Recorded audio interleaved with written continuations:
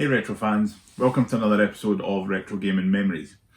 This video is just going to be a little collection update pickup video after many months of not really buying anything because my collection had kind of got to a place where I was pretty happy with it.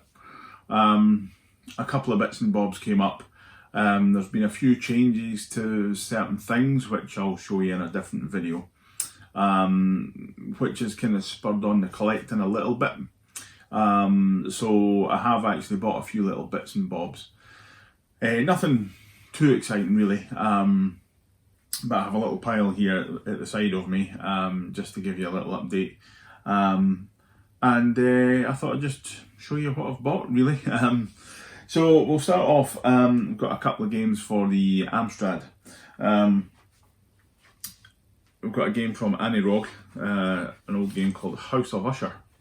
This has still got the John Menzies 695 thingy on it, which is quite mad. I never realised that they did games for 695 for the Amstrad, but it shows you how long ago it was. So House of Usher, I haven't played this for years.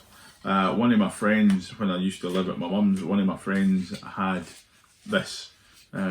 So there we go, it's nothing too exciting in the inlay cover, just a few instructions, the tape obviously, and loading requirements, and the Anirog Software Club. That's quite nice, loading requirements, loading problems, sorry. It's quite nice to have that in the case. So yeah, my pal had this, I never had it back in the day, and I used to go around and we used to kind of swap tapes and borrow tapes and things, so yeah, so it's just a kind of platformy type thing. It's obviously based on the Edgar Allan Poe story, but poem. But yeah, it's just a kind of standard platformy thing from what I remember. But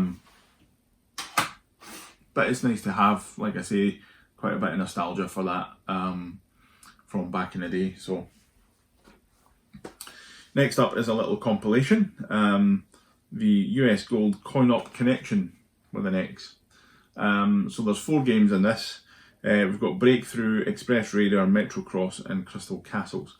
Now I've got Breakthrough on the normal kind of full price release.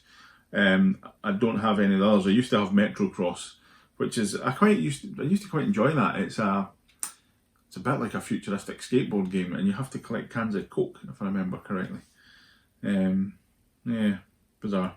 Crystal Castles is obviously a port of the arcade game. I've never played that on the Amstrad. And Express Raider is another Coin-Op port, obviously, because it's Coin-Op Connection. So nothing on the inlay, just the one tape with a big sticker on it. Need to see if we can get that sticker off. And the instructions, which I won't bother folding out because I'll never get them folded back together again. So just a nice little compilation. I think it was only a couple of quid, it wasn't expensive. And I do like my US Gold conversions. And last for the Amstrad we have another compilation. This is Battle Stations. So I bought, these games came from a group on Facebook. And unfortunately the Battle Stations, the back of the box is just a generic box. It's obviously not supposed to be like that, but it'll do for now. So this has got Operation Wolf, Typhoon and Guerrilla War. So Operation Wolf, again, I've got on a normal full price clamshell. It's got the little instruction booklet here. And mine is actually signed by Bob Wakelin. So it's a prized possession. Probably my favourite Amstrad game. And having it signed by Bob obviously makes it all the more special. So all 3 tapes are present and correct. It's just a pity about the back just being a kind of normal box, but that's all right. Guerrilla War, I've never played Typhoon or Guerrilla War on the Amstrad. Typhoon is it's a bizarre mix. It's a kind of mix of a top-down shooter and an Afterburner clone, if I remember correctly. You kind of fly into the screen. It's a little bit like Afterburner meets Tempest, in that there's stuff coming up the screen at you and you kind of rotate around, if I remember correctly, but you're like a Typhoon fighter flying down towards a battleship, and then I think it turns to a top-down thing, if I remember correctly. Guerrilla War is the follow-up or an additional part of the franchise in the Ikari Warriors type franchise. Ikari Warriors on the Amstrad was a splendid conversion, absolutely brilliant. So I'll be interested to see what Guerrilla War's like. Ikari Warriors is probably one of the best home conversions. Looks amazing, plays amazing. Anyway, it's not on that completion obviously, but we'll see what Guerrilla War's like. I'll probably do a little video of these at some point, a kind of playthrough video type thing, and check out the work and all that kind of stuff. So next up we have a few Amiga bits and bobs. So I've been going through a real Amiga phase recently. I got it all set up and was playing about with it, and I've reinstalled Workbench and all sorts of things. And a few games came up again on Facebook groups. So I kind of picked a couple up. Just a few kind of odds and sods that were not really that expensive. So I'll start off, we've got a couple of Team 17 games here. We've got F17 Challenge, which I've managed to mix the boxes up, but the F17 Challenge, bear with me. There is the back box for F17 Challenge. So F17 Challenge, if I open it up, it's 2 discs, nothing too exciting, and the instructions, which is nice. And that's that one. It is mixed up with Arcade Pool. So there's Arcade Pool in the F17 Challenge box. I'll sort those out later. There's the back of the Arcade Pool box if you want to see it. If you've never played this, it's a cracking wee game. Great fun. The reason I wanted to show you all this nonsense is, so there's a disc in the manual obviously, but it came with this, the definitive Team 17 leaflet, which is quite nice to see the kind of stuff that's coming up, coming attractions, the Amiga catalogue of stuff, which is quite nice, Amiga full price, Amiga budget, so nice to have. So F17 Challenge, I know I kind of skipped over those. F17 Challenge is a kind of continental circus pole position-y type game. Obviously called F17 because it's Team 17. So just a kind of arcade Formula 1 game. Arcade Pool is a top-down. It's really nice actually. It's a really good game. Good fun. And they did a arcade snooker, which was EGA only, and you couldn't buy that. They actually released it on the cover of CU Amiga magazine. I had said in one of my previous videos that it was on an Amiga format cover disc, and someone commented and pointed out actually it was CU Amiga, which they're absolutely correct. It was a CU Amiga cover disc, so it's quite nice to have the Arcade Pool and the arcade snooker. So again, these were cheap, and when they came back out in the day, they were like 10 quid each, I think, something like that. So nice wee games to have, and we all love, you know, if you've got an Amiga, chances are you love Team 17 because they did some cracking stuff back in the day. Anyway, moving on, we've got a strategy game, Centurion Defender of Rome. Now I've never played this, but I visited Rome last year, tail end of last year, fell in love with the place. I've always enjoyed kind of Roman history and all that kind of stuff, and I absolutely loved Rome, and I thought, when I saw this, I thought it should be good fun. It looks pretty good, all sorts of different bits and bobs you can do. I've not played it yet, but it looks alright. So we've got the discs, we've got the manual, which tells you, obviously, it just tells you how to play it, it doesn't tell you any loading stuff. And one thing I found is when it loads up, it asks you for copy protection, but the copy protection is in the form of this map, in that it will ask you which village, if I can get the map open without ripping it, because there are actually a couple of details on this. There we go. So it does ask you, it will say like which village is east of Germania or something. Did I have that upside down? Yeah. So you basically have to look at the place and then figure out which village it's talking about. So that's what they did for copy protection. So I'm glad I've got the map. I thought it was just a nice thing to have in the package. Oops, just throwing the discs on the floor. But yeah, so anyway. So we've not played that yet, like I say, but I'm looking forward to spending some time with that, giving it a go. Next up we have the classic Jimmy White's Whirlwind Snooker. That's easy to say, isn't it? Jimmy White's Whirlwind Snooker. Absolute classic. I couldn't believe that I didn't actually have this. I had it, I don't know what the hell I did. But we've got the disc. And this is complete, this is nice. We've got the manual obviously. Back in the day when manuals were manuals, look at that, it's huge, tells you everything you need to know about everything. We've got the nice and glossy key card, that's the ST version and the Amiga version. And we've got a full book on the rules of snooker. Back in the day when you used to get a proper box of stuff, that's what I love about retro stuff, is, you know, it's one disc, but it's proper stuff. You learn loads.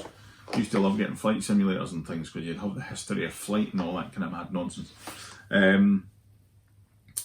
So this boots up fine on my A1200, but as soon as you go to take a shot, it crashes out and goes back into Workbench, or like just resets the machine. I've tried it with Reload Kick and Tude and all these kind of degraders, turning all the bits and bobs off, and it still doesn't play, which is a bit of a bummer. Because that was one thing I did with my Amiga. I've got a 4 gig compact flash card in it, and I had WHD load and all that kind of stuff installed, and loads of games and all that kind of thing, but I wanted a more nostalgic experience. I'm kind of weird like that. I like to, you know, if a machine was a tape-based machine, I want to load a tape in it, that kind of thing. If it's a cartridge, put a cartridge in it. And although you can get these multi-carts and SD adapters and all that kind of stuff and play every game ever released known to man, I like, you know, playing what I've got. So my hard drive, the compact flash card in the Amiga, I'm going through the process of installing games, but it's only games that actually had hard drive installers back in the day, so like Syndicate, well, Centurion and things like that. So it'll still have the copy protection and all that kind of thing, but that's fine. I've obviously got the manuals and things, so I wanted that more nostalgic experience, which I know some people will be going, you know, if you've got WHD load, you can load all these things, or AGA fixed, all that kind of stuff, you know, and it's very convenient. But like I say, it's about taking the box off the shelf and putting the disc in and all that kind of stuff. So I'm weird like that, but so yeah, so that's what I'm doing. And lastly, from the Amiga Group's bundle, was a game that I just thought, that looks alright, could be fun. And it's Jack Nicklaus Unlimited Golf and Course Designer. So when I saw this, I had a quick YouTube of it, and I thought, that looks alright. Some back of the box there. So now I have backed this up because the discs are old. But those there. So there's 2 discs, and I've no chance of reading each of them. Yeah, so one of them's a course designer, so I've not got my glasses on. And the other one is 2 courses, I think it is, Muirfield. So it's a Muirfield course which Jack Nicklaus designed. So you get that with it, which is nice. You get the code wheel. You get a thing called the Bear Essentials. Obviously Jack Nicklaus' nickname was the Bear, and this tells you about additional course packs that you can get. None of this DLC shite, like modern crap. If you wanted an add-on for your game, you went and bought a nice box set of stuff, which I love. I hate DLC, pain in the arse. So we've got an instruction card for the Amiga, just a couple of bits and bobs, and hefty manual, which is the Jack Nicklaus Unlimited Golf and Course Design Player's Guide. So not only is it a player's guide on how to actually use the program and play the game, because you can design your own course obviously and then play it, and it plays a bit like leaderboard, but it's also got how to design a golf course in it. Jesus, you can learn how to design a golf course. which is nuts. And there are some of the extra bits and bobs you can get, but I mean that's nigh on pristine. I don't think it's ever been read. So that's really nice, and I loaded that up on my A1200 without doing a thing, and it played perfectly, which was really nice. I was quite surprised about that. And I mean, it's in really nice condition. Obviously somebody's bought this and not really played it. Golf's one of these things that you either like it or you hate it, or you know. But that did put me on a little thing. I thought, oh, when I saw that Bare Essentials, I thought, right, you can get add-on courses. I wonder if you can buy these. So I had a quick look on eBay, and lo and behold, there were a couple of packs available. Now these are not in the best of condition. As you can see, it's flat. But a bit of TLC, I can probably get that back, you know, iron it back and all that kind of stuff. But this is the Jack Nicklaus Presents the International Course Disc, which is nice. So I think it's 4 courses on this, if I'm correct, that Jack designed. It does actually tell you on the disc, which I'll need to look angrily at because I don't got my glasses somewhere. But God's sake, I can't read that. Australian St Crete Golf Club and something else somewhere in England. Yeah, when I don't have my glasses on, I can't see a thing. So, but we've got the sort of addendum card. We've got the copy protection in that lovely black and beige, so you can't see a bloody thing. That's also the whole guide, I think, for the various bits. What else is in here? Just a little software card. So 1 disc with a few extra courses on it. So yeah, like I say, not in the best of condition, and obviously somebody was selling this for £1 at one point. I paid $10 for the 2 of these. Just to have them, really. The second one is the Championship Courses of 1989, Oak Hill, Royal Troon and Kemper Lakes, which is nice.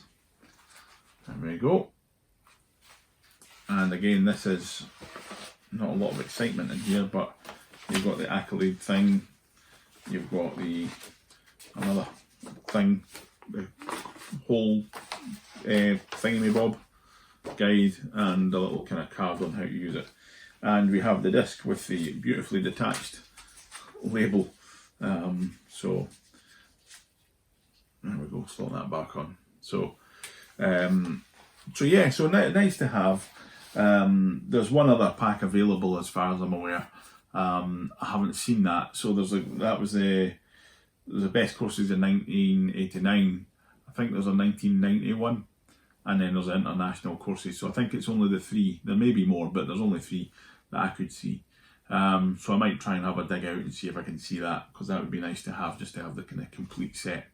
And at one point, when I've got hours and hours to play with, I might actually try and design my own golf course or replicate some local courses and things like that. That might be a bit of fun to do. But I mean, it looks like a properly full-fledged designer. You can buy a clip art disc for it as well, which has got different trees and bushes and various things in it, which would be quite nice to have as well. If anybody out there has any of these things and wants to sell me them, do let me know. So that's it. Yeah, just a little update. A few Amstrad games and some Amiga stuff. It's quite nice kind of getting these things going again and using the stuff properly. I've got a bit of a new setup, which you can maybe see a little hint of here. There have been a few changes to the retro room. There's going to be an updated video soon, a kind of new tour type video. But yeah, so it's nice to have the Amiga up and running again and using it kind of full time. Before it used to just kind of sit to the side and come out when I was playing with it, but now I've got it set up properly, which is cool. So yeah, so there's going to be more things coming. I've got another couple of videos to do. So after me saying Retro Gaming Memories was no more, it kind of was at that point, to be honest, because I'd run out of things to say and told all my stories and all that kind of thing. So I feel a bit weird still calling it Retro Gaming Memories, but you know, these are just going to be kind of videos as and when, really, when I've got something kind of semi-decent to talk about. So yeah, so that's it, a little update. Stay tuned. There's, like I say, there's going to be a few more bits and bobs coming. But thanks very much for watching, and I shall see you next time.